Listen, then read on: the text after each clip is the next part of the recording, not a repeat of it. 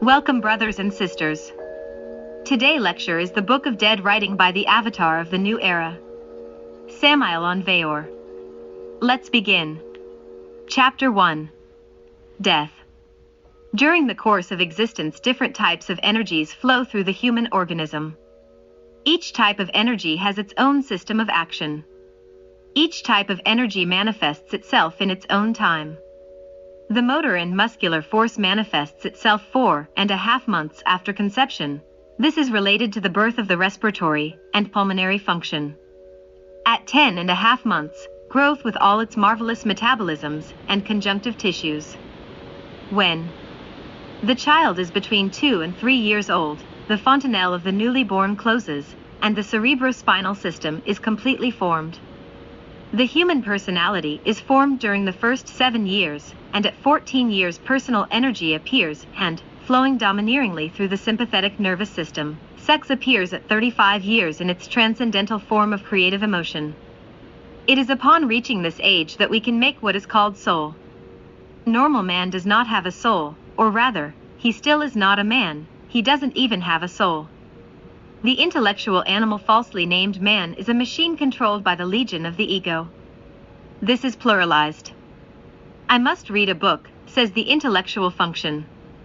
I am going to a football match, says the motor function. I am hungry, I shall not go anywhere, states the digestion. I prefer to find a woman, says the ego of passion, etc., etc. All these egos argue among themselves. The ego that today swears faithfulness to gnosis is replaced by another that hates gnosis. The ego that today adores a woman is later replaced by another that hates her. Only by making soul do we establish a permanent principle of consciousness within ourselves. He who has soul lives consciously after death. The soul may be created with the accumulation of the finest energies the organism produces, and the crystallization through supreme efforts, to make oneself conscious in a total and definitive way. Unfortunately, the intellectual animal called man wastes these energies stupidly on cravings, anger, fears, hate, envy, passions, jealousy, etc. It is urgent that we create conscious will. It is indispensable that we subject all our thoughts and acts to the inner judgment. Only in this way can we know ourselves in depth in order to create soul. The ray of death. The ray of death reduces so-called man to a simple molecular quintessence, in the same way that a ton of flowers may be reduced to a single drop of essential perfume. Because the energy of death is so strong, it destroys the human organism totally. It is a current of such high voltage that it inevitably destroys the organism when it travels through it. As a flash of lightning can tear a tree apart, so the ray of death reduces the human body to ashes. It is the only type of energy that the body cannot resist. This ray connects death with conception. The two extremes meet. When the essence is detached from the old body on the terrible impact of the ray of death, a tremendous electrical tension is produced on a key note, the axiomatic result of which is the movement and combination of the determining genes of the future physical body. This is how the fine constituents of a fertilized egg are arranged in the corresponding order, having electrical tension and the key note of death for a basis. What continues? Two things go to the grave. The first is the physical body, and the second is the human personality. As we have already said, the latter is formed during the first 7 years of infancy, and is strengthened with experiences. Sometimes the personality wanders through the cemetery, or leaves its grave when the mourners visit and bring flowers. But the personality soon disintegrates. The personality is energetic and atomic. The personality is perishable. There is no future for the personality of a dead person, it is mortal. The personality is not reincarnated. The personality is a child of its time and dies in its time. What continues is the essence, that is to say, the ghost of the dead person. Within the ghost, the reincarnate ego, the self is found. This is the legion of devils which continues. It is a mistake to divide ourselves between two egos, one a superior sort and the other inferior. The ego is a legion of devils, which normally develops within us, that is all. A lot is said in occultist literature about a superior ego, about a divine ego, but in fact the so-called superior ego is not an ego. The divine being transcends an egoism. That which does not have a profane name is the being, the inner. The essence is molecular. The essence, the ghost of the dead person, normally lives in the molecular world. On dying we leave the cellular world and enter the molecular world. In the molecular world we use a molecular body. The Tibetan Book of the Dead says the following: O noble by birth, your present body being a body of desire, is not a body of gross material, so now you have the power to pass through any mass of rocks, hills, boulders, earth, houses, and Mount Meru itself, without meeting any obstacle. You now have possess the power of miraculous actions, which is not the fruit of any samadhi, but the power which comes to you naturally. You can instantaneously be in any place you want. You have the power to get there in the time it takes a man to open and shut his hand. Do not desire the various powers of illusion or of changing form. Do not desire them. The vital body. In the human organism there is a thermoelectrical magnetic body. This is the vital body. This body is the seed of organic life. No organism could live without the vital body. Each atom of the vital body enters into each atom of the physical body to make it vibrate intensely. All chemical, physiological, and biological phenomena, all phenomena of perception, all metabolic processes, all action of calories, etc., have their basis in the vital body. In fact, this body is the superior section of the physical body, the tetradimensional body. In the last instant of life, this body escapes from the physical organism. The vital body does not enter the grave. The vital body floats near the grave and disintegrates slowly as the corpse disintegrates. Only the corpse and the personality of the dead man go to the grave. The vital body has more reality than the physical body. We know very well that the physical body changes totally every 7 years, and not a single old atom remains in the body. But the vital body does not change. Contained in this body are all the atoms of childhood, adolescence, youth, maturity, old age, and decrepitude. The physical body belongs to the world of 3 dimensions. The vital body is the body of the 4th dimension. The 5th dimension. The ghosts of the dead live in the 5th dimension. This is eternity. Length, width, and depth are the 3 dimensions of the cellular world. Time is the 4th dimension, eternity, the 5th dimension, and that which is beyond eternity and time corresponds to the 6th dimension. In fact, liberation begins in the 6th dimension, the world of the divine spirit. It is the electronic world of the 6th dimension. All those who die enter the 5th dimension. Eternity opens to devour the dead, and then expels them from its bosom to return them to the world of time and physical form. The dead are expelled from eternity because they still do not have being. Only those who have being can live in eternity. The being is the intimate, the spirit. It is necessary to work first with molecular material to make soul, and then to refine the energy of this soul to a higher grade to make spirit. It is necessary to transmute molecular material into electronic material, and cause the fission of the atom to liberate the sacred fire that converts us into divine spirits. Chapter 2. The Angels of Death. Contemporary positivist philosophy is based on the existence of matter, materialism, and energy. There have been many arguments about force and matter, but these latter continue in spite of all speculations, X, Y, unknown. The revolutionary followers of positivist philosophy are always trying to define one through the other. It is ridiculous, extremely ridiculous, to define the unknown through the unknown. Materialist philosophy says, matter is that through which changes called movements are affected, and movements are those changes which are affected in matter. This is the identity of the unknown. X equals Y, Y equals X. In total, ignorance, a vicious absurd circle. In fact, no one has seen either matter or energy. Human beings only perceive phenomena, things, forms, images, etc. We have never seen the substance of things. The given substance is not solely matter, but wood, copper, tin, stone, etc., nor have we ever seen energy separated from movement. We have never seen matter separated from forms and objects. A handful of earth has a defined form, A statue has a defined form, the planet Earth has a defined form, etc., etc. In fact, so-called matter is only a concept as abstract as beauty. Goodness, value, work, etc. No one is able to see the substance itself of things. No one knows the thing itself. We see the physical image of man, but we do not see the thing itself, the body of the man. Only by developing the spatial sense can we see the body itself, the thing itself. Space is the vehicle of the mind, and only with the sense of space can we know the thing itself, which is a man's vital body. What would be the thing itself of a plant? Its vital body.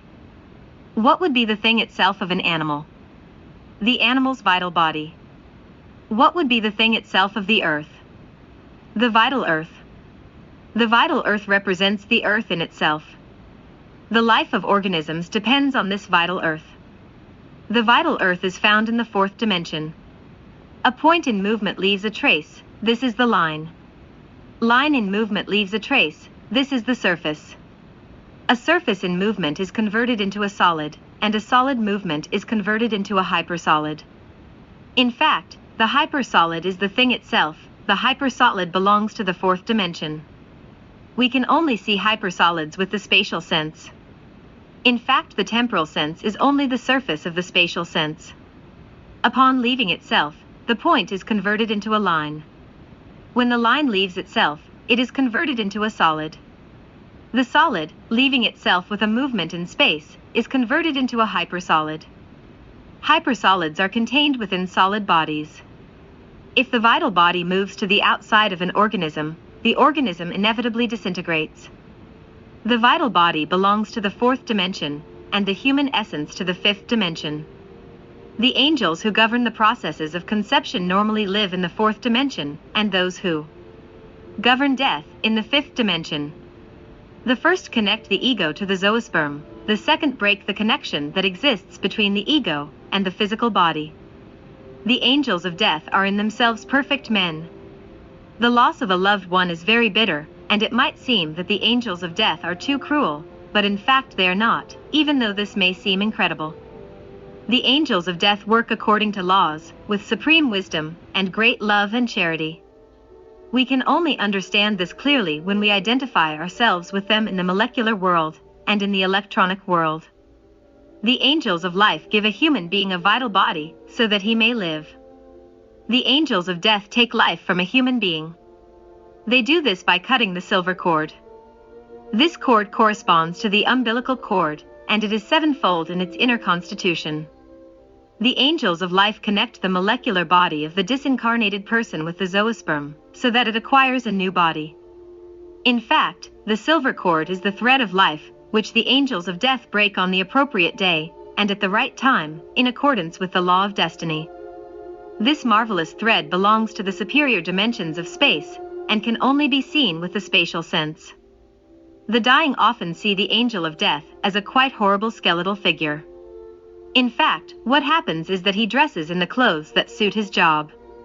In practical life, the policeman wears his uniform, the doctor his white coat, the judge his gown, the priest his habit, etc. The funereal clothes and the skeletal figure of the angels of death horrify those who still have not awakened consciousness. The funereal symbols of the angels of death are the sickle, that cuts down life, the skull of death, the long-eared owl, etc. Outside their work, the appearance of the angels of death is that of beautiful children, sublime maidens, venerable masters, etc. The angels of death are graded in the form of hierarchies. There are grades and levels among them. The angels of death have their temples in the molecular world, they also have their grades, and their palaces and libraries. There in the immensity of the great ocean of life there exists a funereal palace, where one of the imperial genies of death has its dwelling place. Its face is that of an ineffable maiden, and its body like that of a man. This marvelous being is totally androgynous. This marvelous being is a divine hermaphrodite. Thousands of angels of death work under its direction.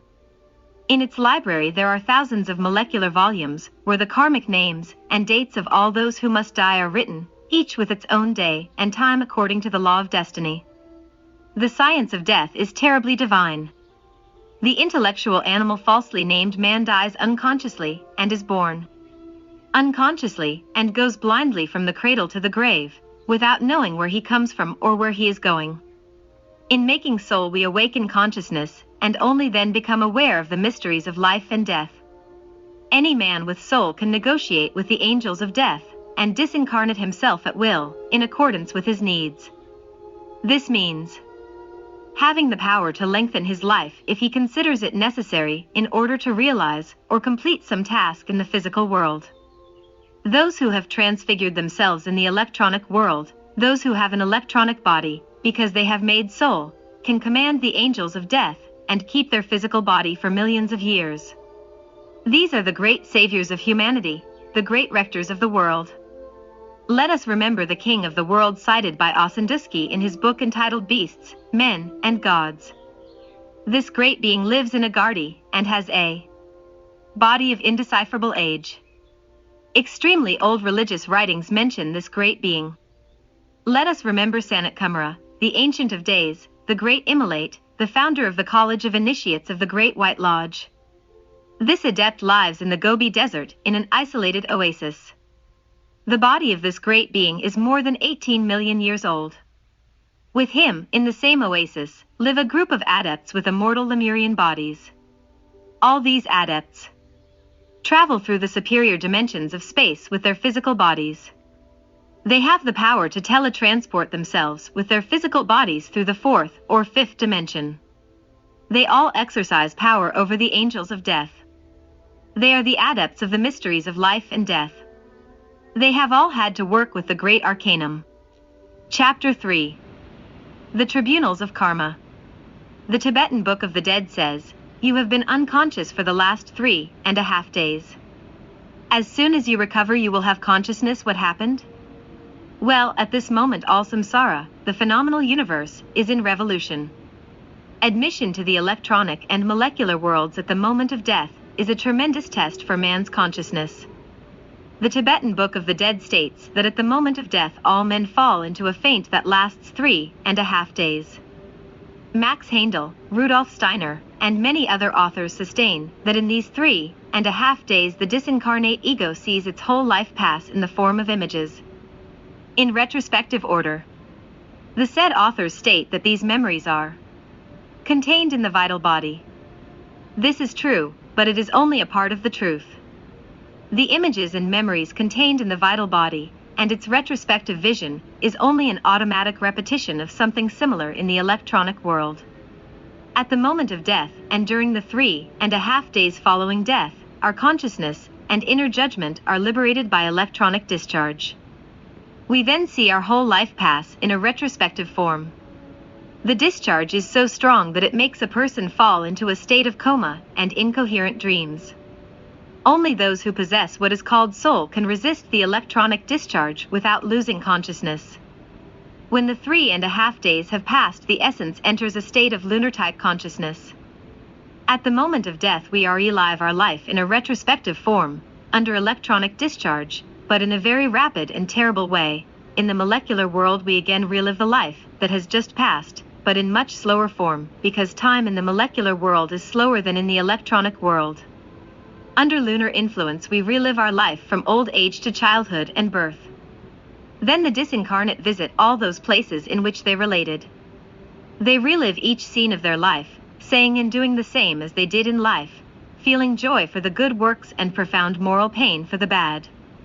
It is clear that when the retrospective work is finished we have full awareness of the final result of the life that has just passed. It is then, and only then, that all those who are not definitively lost make the decision to correct their errors and pay their debts. Only those who are completely lost do not respond to the terrible impact of the molecular and electronic worlds. In fact, those beings are already so materialized that they return to the mineral world. This is the Christian hell, Ammit, the Egyptian monster, devourer of the dead, with its giant crocodile jaws, the devourer of hearts, the cosmic vultures that consume the waste and leftovers of humanity, the Roman Avernus, the Hindustan of Vichy, etc. All the planes of existence mentioned by Theosophy may be perfectly synthesized in 4 regions: hell, earth, paradise, and heaven. That is to say, mineral world, cellular world, molecular world, and electronic world. The final judgment is what decides the fate of the disincarnate. When the retrospective work is finished, we have to present ourselves before the tribunals of karma. In these tribunals we have to answer charges. The ruling of the judges is definitive.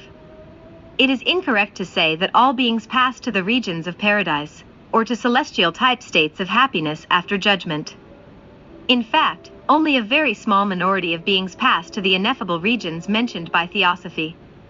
The final judgment divides the disincarnate into three groups: first, those who return immediately; second, those who rise to paradisiacal and celestial states and return much later; third, those who enter the mineral kingdom, hell. Chapter 4. The Four Circles. Our solar system is a complete body with 4 complete circles. The circumference of each of the circles has its respective time pattern. The circle of the mineral region called hell, or Avicii etc., has a time scale that goes from 80 million to 80 years, a terribly slow time, very appropriate for all the mineral processes which take place within the earthly crust in that kingdom called hell, or Avicii. The circle of cellular life extends from 60 years to a month, and within this time all organisms that live on the surface of the earth normally develop. The circle of molecular life extends from 1 month to 40 minutes and measures all phenomena and happenings of the molecular world. The molecular world is the region or regions of the atmosphere, the paradise of all religions. The circle of electronic life oscillates between 40 and 2.5 seconds.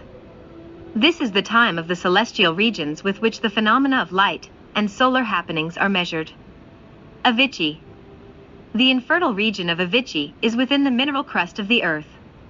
Avicii is below the limits of external sensory perception. Avicii belongs to the densest mineral regions. Avicii could never be discovered with the physical senses because it belongs to the ultra. Avicii has 7 terribly dense regions. Avicii is symbolized by the inferno of the great religions. Inferno derives from infernus, lower region, the atomic infernos of nature. These are the submerged worlds within the Earth's interior. When a human being has become too materialistic, too lazy, then after judgment he enters Avicii. The Tibetan Book of the Dead says, on falling there, you will have to suffer unbearably, where there is certainly no time to escape. Those who become more and more evil end up entering the kingdom with which they have more affinity. This is the kingdom of rocks where the petrified fossil remains of those who were once living creatures abide. These are the people with hearts of stone, hearts of flint, etc. These people no longer respond to any kind of punishment, and each time that they return all they do is work in evil and for evil. They love evil for evil's sake. Because of their persistence in crime, because of their exaggerated materialism, they have become in some way mineral. This is the melting pot, the aim of which is to liberate a fraction of the causal particle, the prime material, the psychic product, a type of embryo soul shut up in the diabolical mineralized host. In Avicii those who are lost are involuted in time. From the human state they evolve to the animal state, then they return to the plant kingdom, and lastly to the mineral. Afterwards they disintegrate, are reduced to cosmic dust. When these shadowy entities disintegrate, something escapes inwards and upwards. What escapes is the embryo of the soul, the prime material that returns to the world of the spirit.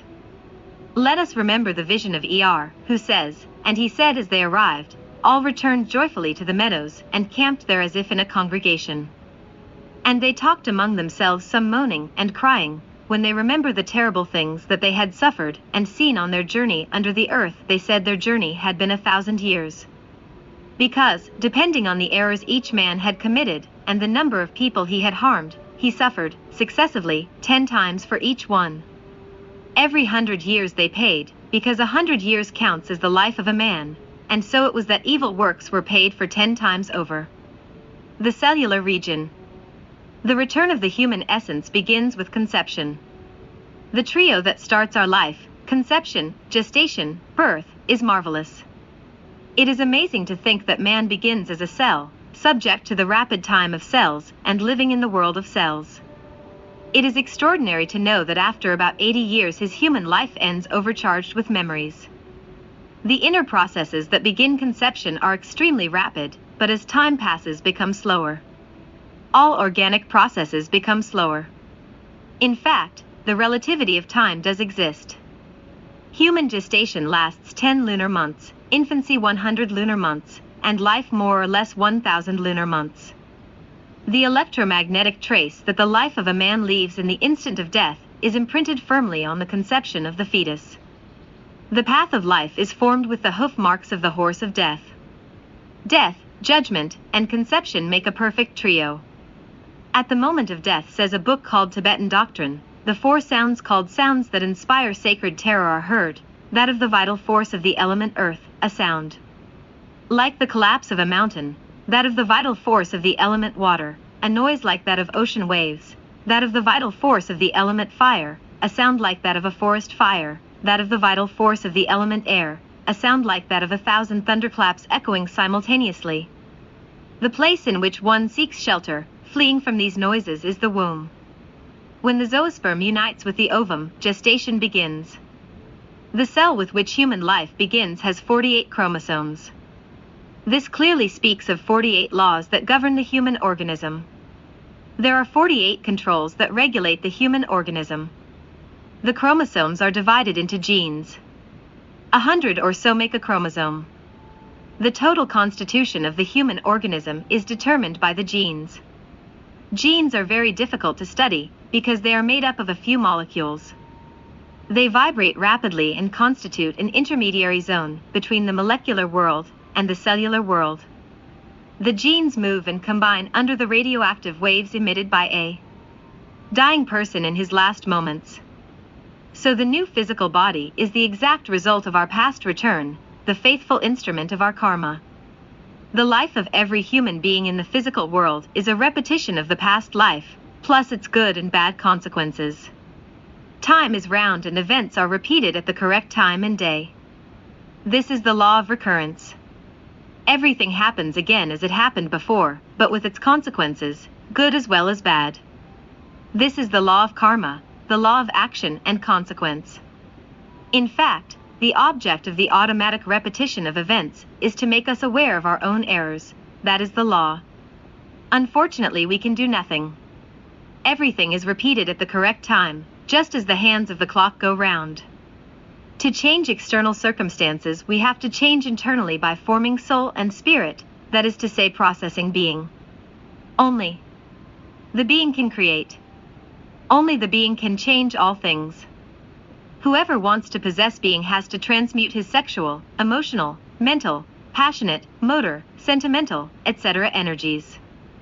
We have to transmute the base metals, that is to say, our defects, into the purest gold of the spirit. Only in this way will we possess soul and spirit. The pluralized ego has to die. It is urgent that the being be born within us. Life in the cellular world is a tremendous repetition of events, and we can only liberate ourselves from this tragic wheel of fate by dissolving the ego on the basis of supreme understanding and sanctity, and by forming soul and spirit. It is a horrible vicious circle, the wheel of samsara. The molecular region. The legend of Zoroaster says all those whose good works outweigh their sins go to heaven, those whose sins are greater go to hell. He who has the two equal remains in hemistican until the future body, or resurrection. The molecular region is the region of paradise. Those beings who suffered greatly in life, and who were relatively good, become submerged in the happiness of the molecular world, before taking a new physical body. The molecular regions are saturated in happiness. The human essences enjoy these ineffable regions in the absence of their pluralized egos. The ego of the essences remain meanwhile in the doorway of mystery, awaiting the new reincarnation.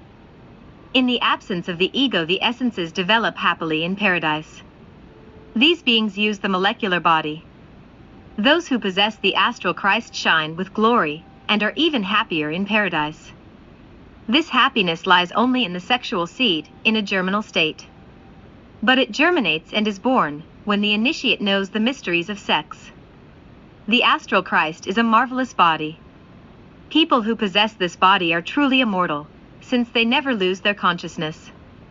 As paradise is molecular, it enters and penetrates all Earth's atmosphere, and is especially related to the ionosphere, which is found 60 miles above the Earth's surface. This region is especially pure. Even when the astronauts travel through this area, they can never discover paradise with their physical senses. We can only see paradise with the spatial sense. The Gnostic movement teaches various scientific techniques for opening the spatial sense. The molecular region has various ineffable countries. These are the planes and subplanes that Theosophers and Rosicrucians speak of. In these regions of limitless happiness, the disincarnate live happily until their time runs out. Dawn, day, evening and night, infancy, adolescence, maturity and old age govern the whole cosmos, and even the disincarnate are subjected to this law. In time, these fortunate beings have to return to the physical world. Everything that the disincarnate see is in their minds. The devakarnic states spoken of by the Theosophic and Rosicrucian books affirm this. The state of unconsciousness into which the disincarnate fall under electronic shock is very regrettable, because even when they enjoy the happiness of the molecular regions, they are not sufficiently conscious, as an adept of the White Lodge would be. Only those who have acquired soul live conscious of the superior regions of the universe. The ordinary disincarnate project their own desires and aspirations into the molecular atmosphere, and dream of them, living in perfect happiness. Adepts do not dream, because they have awakened consciousness, and live in this region dedicated to work, in accordance with the great cosmic laws, in the laboratory of nature. This does not mean that the disincarnate do not enjoy the scenery of paradise. Naturally, they are infinitely happy in their surroundings of happiness. The Egyptian Book of the Dead and the Art of Dying, from the Middle Ages, teach preparation for death. Men dedicated solely to material things will not have the good fortune of experiencing the happiness of the electronic world, due to the state of unconsciousness into which they fall. When these people live in the molecular world, they spend their holidays dreaming, they drink from the fountain of forgetfulness, and dream delightfully. The molecular body is a microscope and telescope at the same time. With this body we can see the infinitely small, and the infinitely large.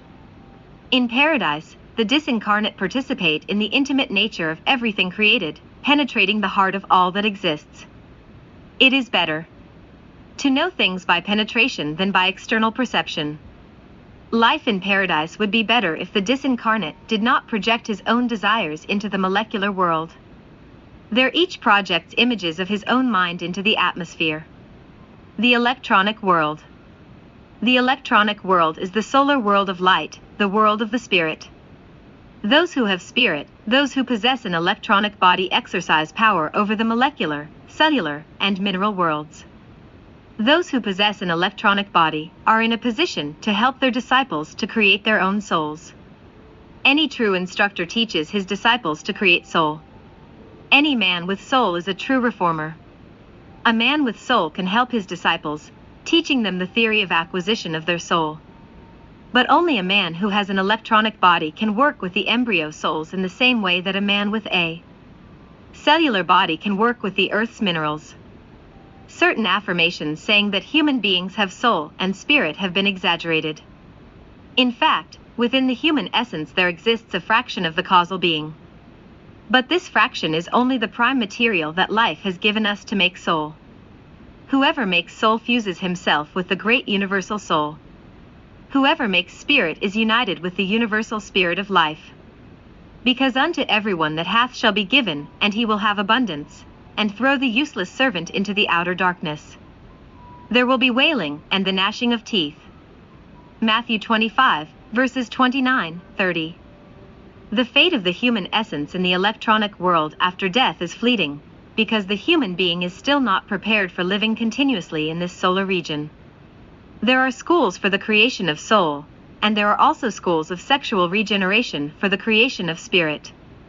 The Gnostic Rosicrucian school is a temple and school at the same time. The Gnostic movement is closely united to the authentic and legitimate Rosicrucian school, which exists only in the superior worlds.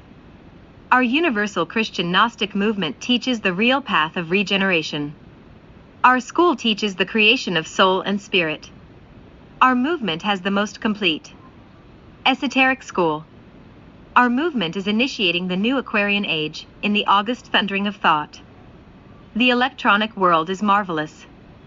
In the molecular world, light and sound are diffused 100 times more rapidly than in the cellular world, but in the electronic world they travel instantaneously, not along a line like in the cellular region, nor across an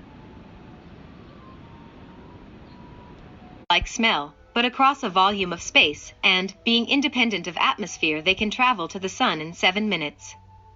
In the electronic world we are light, and we live in all things. There, we experience the tremendous reality of unity of life. Electronic bodies move freely with the great light in divine space. The human consciousness dressed with an electronic body includes within itself the life and consciousness of all the beings of the universe. This is yoga, the union with God. All those who acquire spirit have to live the drama of the inner Christ in their practical lives, their homes, in their towns, among their people. This is a cosmic drama that has existed since before the coming of Jesus. The essence of the drama, its principal event, is the death of the initiate and his supreme surrender to the Father. This happening takes place amidst lightning, thunder, and great earthquakes. The transfiguration of the principal person to the electronic world, the acquisition of spirit, is something magnificent and terribly divine.